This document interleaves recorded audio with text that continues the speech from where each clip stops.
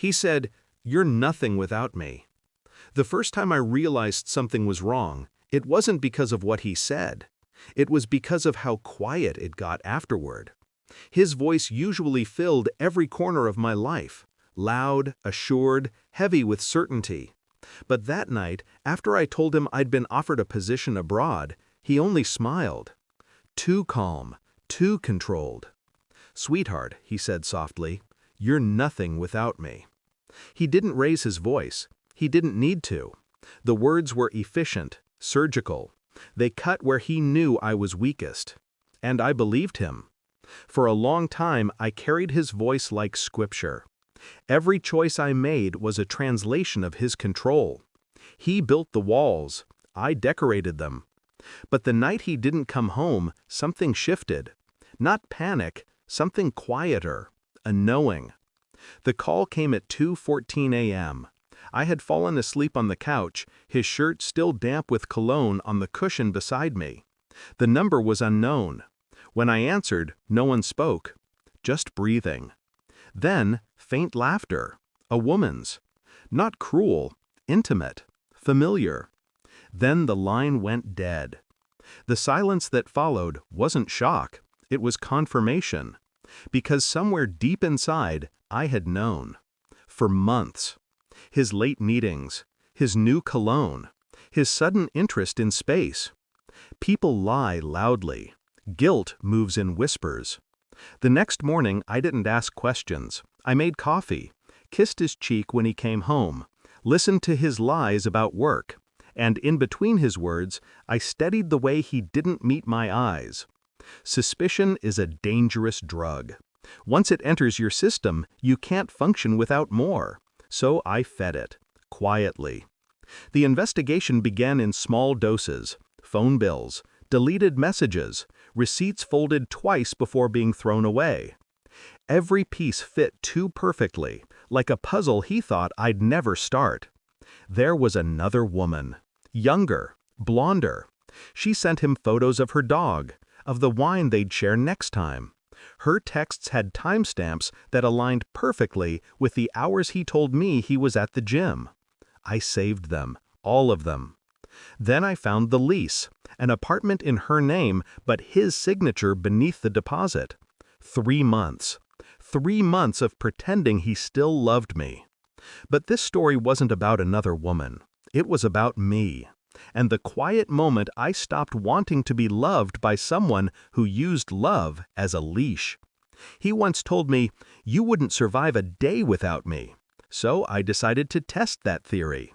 I didn't confront him, not yet. Confrontation is for people who still want answers. Instead, I withdrew. Slowly, strategically, stopped reacting to his provocations, stopped asking when he'd be home, stopped caring out loud.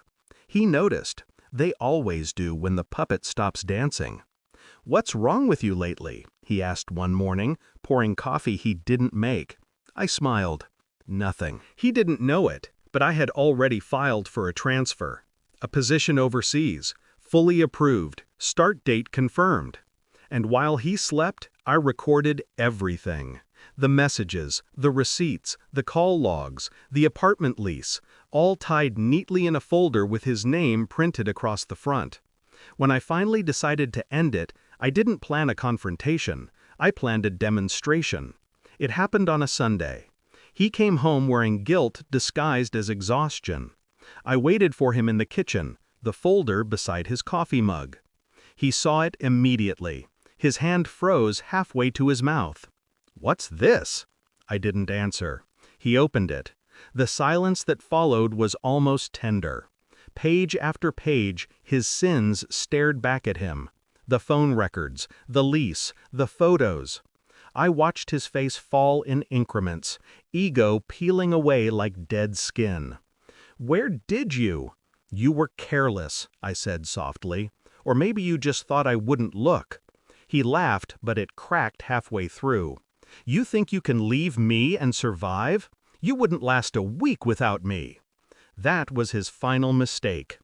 I slid a second document across the table. My resignation letter, the plane ticket, the new contract abroad.